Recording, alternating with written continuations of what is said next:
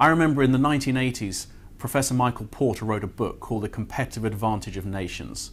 I think many countries need to take that book off the shelf, dust it down and read it again, because 2011 will be a time when the competitive advantage that different nations have will have a big bearing on who prospers and who does not in 2011. The results of which will not be felt in 2011, but the foundations will be laid to see who has the next decade of growth and which economies struggle to both attract business, to attract entrepreneurship, and to see the balance of power move to those who will win over the next decade.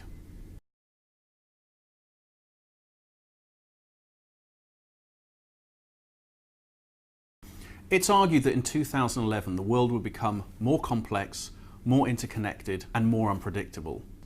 And understanding how we assess that risk will be a key requirement of companies going forward.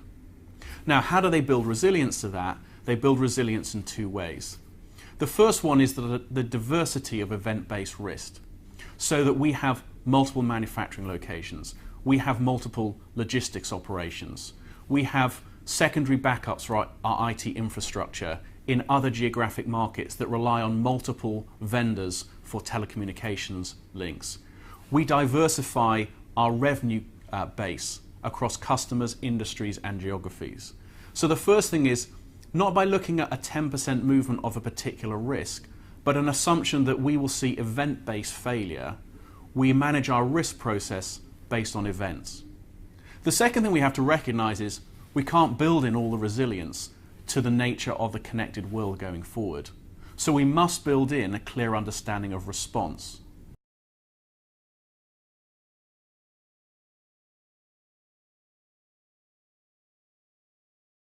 The first thing that we must say and be clear on is that the developing economies will continue to expand at a rate between 2 and 5 times what the established economies are doing. So there is no doubt, I think, in any forecaster's mind that we must turn our attention to the developing economies. Clearly the Asia-Pacific economies, but also in South America and a resurgent Russia, will grow and continue to grow at a much faster pace. The question is, what is the role of business in those developing economies? Do we simply follow where that money is going, or do we have a more strategic view on this? I'd suggest that there are 3 things that we need to consider in looking at this. The first thing is that many of those economies are growing because they are manufacturing or producing or providing services for the old economies. What business must look and do is to help drive the consumer demand in those growing economies. Only when China and India, only when Southeast Asia and South America have healthy, strong domestic consumer economies will they be able to fully play their part on the world stage, and will they become contributors in a significant way to the global economy.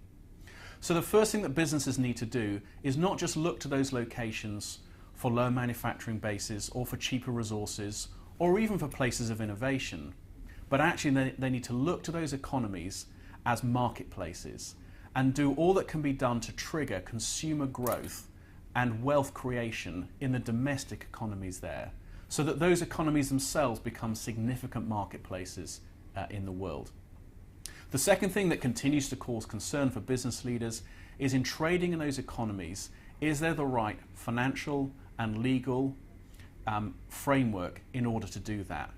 And the more that can be done to bring in best practices, to bring in advisory networks, to bring in regulatory compliance that is consistent and commonplace with the way that the old economies operate, the faster growth can happen in those. And certainly business has a substantial role to play in bringing in the learnings of 100 years of business into those economies. And growth happens when there is a sense of certainty and reliance on the processes on which underpin those economies. We need to see that that resilience is there so that there is an investment mindset in the global players in the marketplace. The third thing we need to be able to do is to ensure that the big global players can rapidly deploy in those developing economies. So we can no longer be in the place where going into a greenfield country, which may be a major economy, we can allow a 3-year startup plan, we can build infrastructure, we can deploy the business model. companies need to be able to go in and within 60 to 90 days be operating to the same level of efficiency and effectiveness as they have in their historic markets.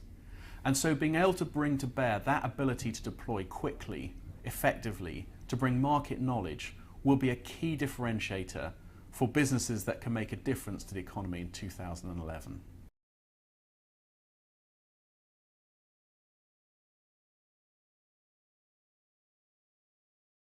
As we see interconnectedness increase and this trend of globalization continue, it becomes increasingly important for businesses that wherever they trade around the world, they can do so in a consistent manner.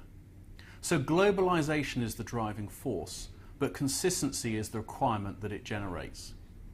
Now, what we've seen particularly over the last 10 years is that businesses and workforce have globalized at a rapid rate. Of course, government has struggled to keep up at that pace. So what we find now is that regulation and government practice, which is by its very nature naturally geographic, is lagging a long way behind where business and the workforce are around globalization. Yet in this one instance, it is generally governments and their regulators who bring consistency to the way in which business operates country to country, region to region. So moving forward, there is a strong need and desire to see consistency, but actually a need for government regulation to catch up on that. And of course the challenge in there that it enters the political sphere and it requires trading blocks to come together. We'll see this most markedly in the financial sector in 2011. Europe has already decided to get together and issue harsh regulation on the banking sector. Other parts of the world are sitting behind that. The question will be, by being tough, will Europe begin to lose its financial services sector to other markets that are prepared to be more relaxed about how they govern?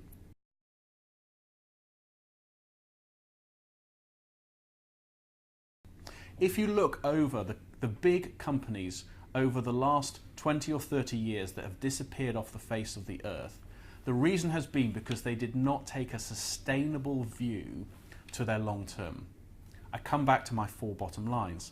Financial is often a consequence of how we address our position in society, our position with regard to the environment and health and safety matters, and our position with regard to people and their ongoing relationship with the firm in which they operate.